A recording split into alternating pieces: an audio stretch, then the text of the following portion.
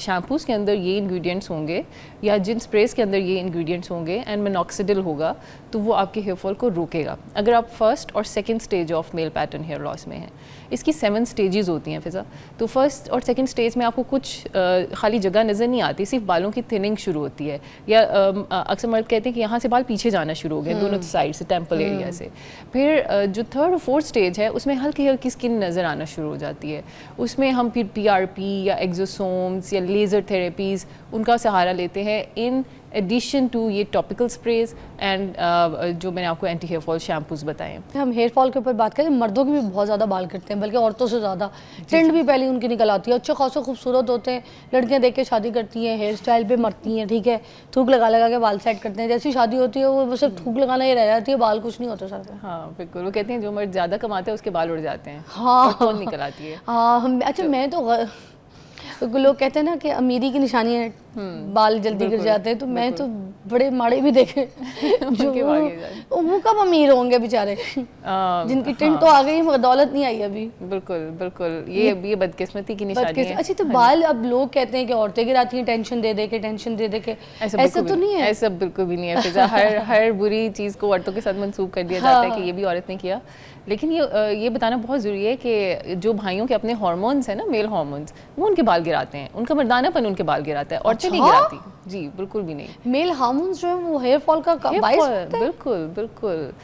ये मेल ऐसा क्या मसला होता है? बस मेल हार्मोन्स हैं कि ये आपका हार्मोन प्रोन एरिया, ये वाला जहाँ से चांद बनना शुरू होता है और ये फ्रंटल रिसेशन शुरू होती है, तो ये मर्दों का एक खास हार्मोन होता है जो टेस्टोस्टेरॉन कन्वर्ट होता है DHT में। अच्छा। ठीक है, वो DHT जो है वो यहाँ से बाल गिराना शुरू कर देता है। अच्छा। तो इसलिए जो भी हमारे सारी इसकी ट्रीटमेंट्स हैं वो एंटी DHT या एंटी मेल हार्मोन ट्रीटमेंट्स होती हैं और उसमें कुछ खाने वाली दवाइयाँ भी होती हैं जो कि हम मर्दों को नहीं देते, वो ज़्यादातर ख़वातीन को देते हैं। बाज़ औक़ात मर्दों को उसमें साइड इफ़ेक्ट्स आ जाते हैं। अच्छा। तो इसलिए इसमें ख़वातीन का कोई कसूर नहीं है, ये उनके अपने मेल हार्मोन्स हैं जो उनके बाल गिरा रहे हैं, लेकिन उसके मर्द तो बेचारा ख्याल भी नहीं करते डॉक्टर कंजा, ना तो वो कोई मल्टीविटामिन्स खाते हैं, ना कोई ताकत की दवा खाते हैं, ठीक है, ना ही उनके मैंने तो कोई ऐसे देखा कि ऑयलिंग वगैरह करके अपना बड़ा को ख्याल रखते हो। शैम्पू भी उनको एक वो मिल जाता है खुश्की दूर करने वाला शैम्पू, वही बेचारे लगा लगा के ना अपने बाल और मज़ीद गिरा देते हैं, मगर उनको तो कुछ पता ही नहीं होता कि भाई ड्राई हेयर के लिए कौन सा शैम्पू है तो नॉर्मल हेयर के लिए कौन सा। तो उनको घर में आया हुआ जो मिल जाए वो लगा लेते हैं।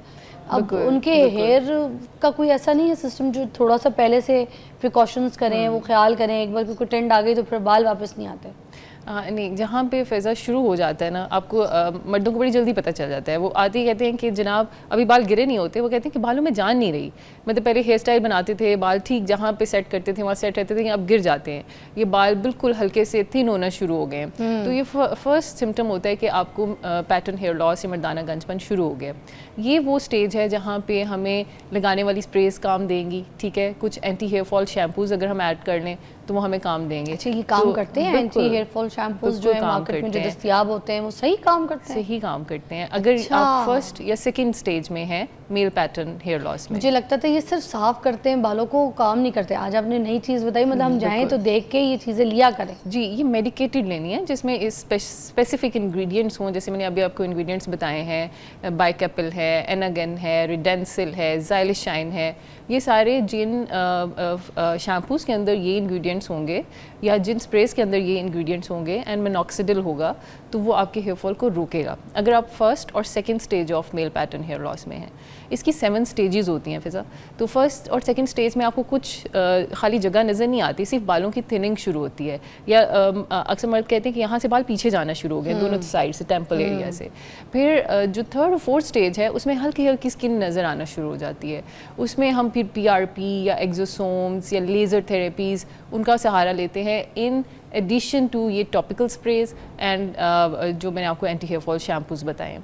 लेकिन जहाँ आप 3 और 4 स्टेज को क्रॉस कर लेते हैं और अब पूरा एक मैदान बन जाता है और बहुत थोड़े एरिया में बाल रह गए, यानी 6-7 स्टेज पे आप पहुँच गए, तो फिर हेयर ट्रांसप्लांट के बगैर गुजारा नहीं है। हेयर ट्रांसप्लांट के बाद भी आपको अपने मेडिसिन पे रहना पड़ता है, स्प्रेस पे रहना पड़ता है। अच्छा, हेयर ट्रांसप्लांट पे भी आपने बात छेड़ी, तो मुझे बता दें, हमारे एक तो बहुत फेमस एक्टर आपको पता है, उनके साथ भी ये हादसा हुआ था कि हेयर ट्रांसप्लांट उनका शायद गलत हो गया था تھا یا ٹھیک نہیں ہوا تھا, تو اس کی وجہ سے انہوں نے تو ویڈیو بھی شیئر کی تھی.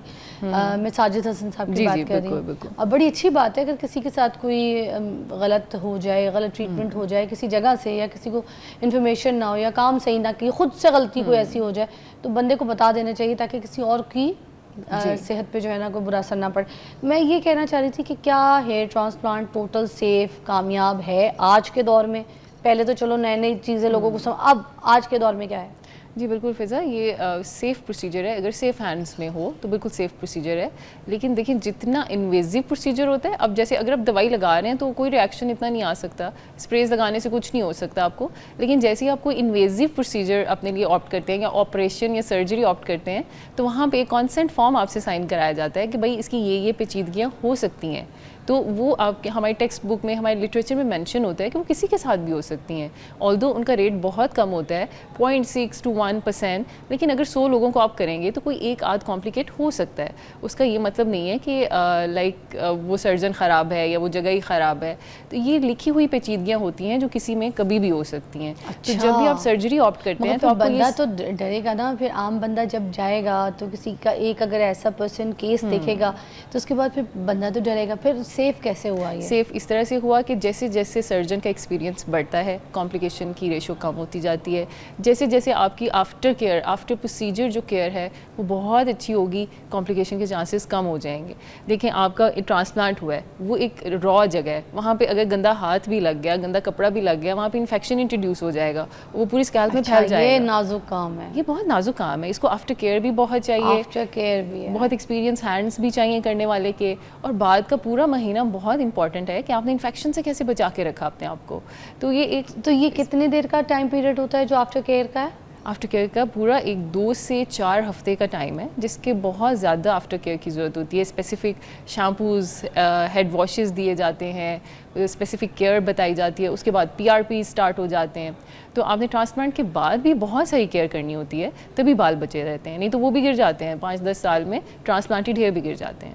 اچھا, اب یہ PRP کا بھی بارے میں ذرا بتائیے, الیبریٹ کر دیجیے گا کہ لڑکیاں بھی بار بار کہتی ہیں ہم نے PRP کرا لینی ہے ہیئر فال کے لیے, تو یہ کام کرتی ہے PRP؟ کچھ لوگوں کو تو فیس پہ بھی PRP کام نہیں کرتی ہے, یا شاید صحیح جگہ سے نہیں کراتے ہوں گے. نہیں اچھا, ہاں یہ بھی ایک, ہاں یہ دونوں ہی بتا دیں. PRP تو ہم نے سنا نا فیس اینڈ ہیئر, تو یہ دونوں کام کرتی ہے. PRP is working good.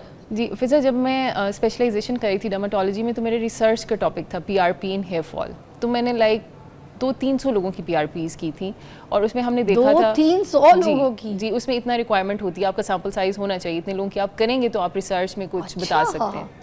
تو اس میں جو میں نے دیکھا تھا, ہماری آبزرویشن, ہمارا جو آرٹیکل پھر چھپا, اور اس میں یہ آبزرویشن آئی تھی کہ جتنے ینگ لوگ ہوتے ہیں, مطلب 19-20s میں جو لوگ ہوں گے, ان کے PRP بہت اسٹرانگ ہوتے ہیں, کیونکہ ان کا بلڈ ہے نا, تو اس میں گروتھ فیکٹرز بہت زیادہ ہیں.